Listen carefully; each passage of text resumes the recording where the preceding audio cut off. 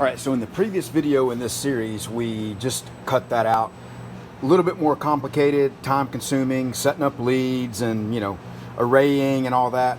You don't have to do all that, especially if you're doing thin sheet metal and you just want to knock out a quick job. Somebody's asked you to cut something, So we got some 20 gauge cold rolled up there, and I'm going to just show you how quickly and fast you can cut a job.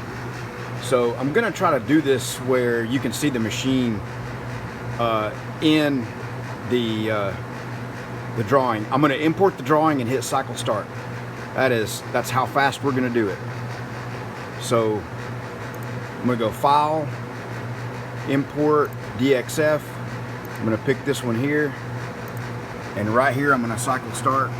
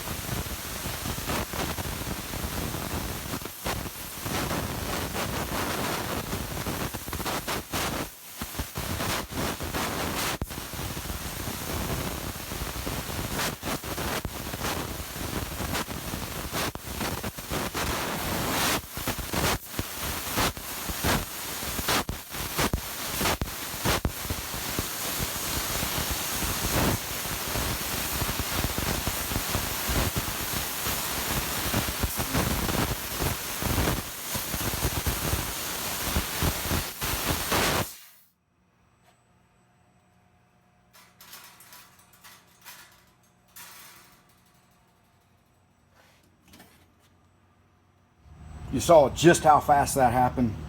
This is 4 inches high and about 6 inches wide.